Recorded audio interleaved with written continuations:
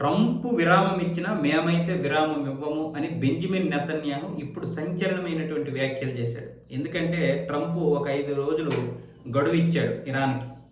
కానీ Benjamin Netanyahu మాత్రం గడువులు గిడువులు మా దగ్గర పనిచేయవు, ఇరాను లెబనాన్ మీద దాడులు కొనసాగుతాయి, ఆ కొనసాగింపేదో మేము గెలిచే వరకు కొనసాగుతాయి. అంతేగాని ఇప్పుడు గ్యాప్ వస్తే మళ్ళీ వాళ్ళు రెచ్చిపోతారు, మళ్ళీ వాళ్ళకి అవకాశం ఇచ్చినట్లు ఉంటుంది. ఈ 5 రోజుల గడువులు ఇవన్నీ పనికిరావు. ట్రంప్ కూడా ఏమంటున్నాడంటే, మనం ఏదైతే ఒక పట్టు సాధించామో, ఏదైతే దాడులు చేశామో, దాని మీద పట్టు సాధించి విజయం సాధించామో అవే మన విజయానికి ప్రతీక అన్న విధంగా కూడా బెంజమిన్ చెప్తున్నాడు. అంటే ట్రంప్ని ఎక్కడ తగ్గించకుండానే ట్రంప్ ఇచ్చినటువంటి గడువును కూడా లెక్క చేయకుండా ముందుకు వెళ్ళిపోతాం అంటున్నాడు నెతన్యాహు. సో ఇప్పుడు ఇరాన్ యొక్క యుద్ధం ఏదైతే ఉందో అది కొనసాగుతుంది.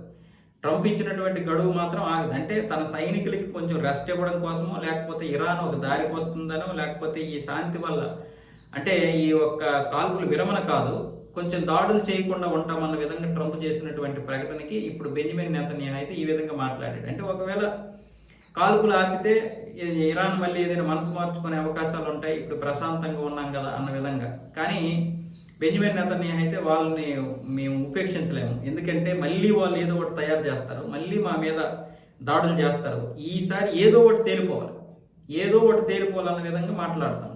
కానీ ట్రంప్ ఎందుకు వెనక్కి తగ్గాడంటే, గల్ఫ్ దేశాల మీద ఇరాన్ ఇప్పుడు దాడి చేస్తుంది, గల్ఫ్ దేశాలేమో ట్రంప్ మీద విపరీతంగా ఒత్తిడి తీసుకొస్తుంది. వాస్తవానికి ట్రంప్ కేవలం ఇజ్రాయెల్ దింపింది కాబట్టి ఏమి యుద్ధంలో దిగిపోలేదు. వాడి యొక్క తెలివితేటలు, వాడి యొక్క ఆలోచనలు వేరేగా ఉంటాయి. వాడు ఈ యుద్ధం పేరు చెప్పి ఆయుధాలు అమ్మాలి, వ్యాపారం చేసుకోవాలి, ప్రపంచానికి నేనే మొత్తం అన్నీ చేస్తానన్న విధంగా చెప్పుకోవాలి, అమెరికా లేకపోతే ప్రపంచమే లేదన్న విధంగా మళ్ళీ దీని మీద ఇచ్చేయాలి.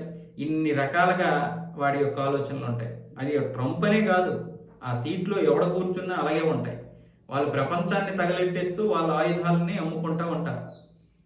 ఇది మామూలుగా మన ఊర్లో చూస్తుంటాం, పంచాయతీలు 2 ఇళ్ల మధ్య తగు పెట్టేసి వచ్చేసి చోద్యం చూడరు, ఇద్దరికి తగు తీరుస్తామని చెప్పి ఇద్దరి దగ్గర 10,000 తీసుకొని మంచిగా వెళ్ళి బార్లో కూర్చుంటారు. అలాంటి పరిస్థితే అమెరికా చేస్తుంది. కాకపోతే అమెరికా ఏంటంటే తన యొక్క ఖజానాన్ని నింపుకుంటుంది, తన యొక్క జీడిపిని పెంచుకుంటుంది, తన ప్రజల్ని మంచిగా చూసుకుంటుంది.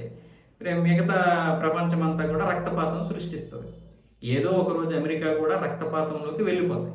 ఇజ్రాయేల్ యొక్క ప్రయత్నాలు ఏంటి? ఇజ్రాయేల్ తన యొక్క ఉనికిని కాపాడుకోవాలి, ఇజ్రాయేల్కి యుద్ధం అనివార్యం, దానికి సపోర్ట్గా అమెరికా రావడం తప్పు కాదు. కానీ అమెరికా యొక్క స్వార్థం ఎలా ఉంటుంది అంటే ఇలా ఉంటుంది. అందుకు అమెరికా ఎక్కడ యుద్ధం జరుగుతుందా అని చూస్తుంది. మీరు కావాలంటే చూడండి, అమెరికాకి 1 సంవత్సరం 2 సంవత్సరాలు యుద్ధం చేయకుండా ఉంటే ప్రపంచంలో దానికి నిద్ర పట్టదు. ఎక్కడో ఒక 2 దేశాల మధ్య తగు పెట్టేస్తుంది అది.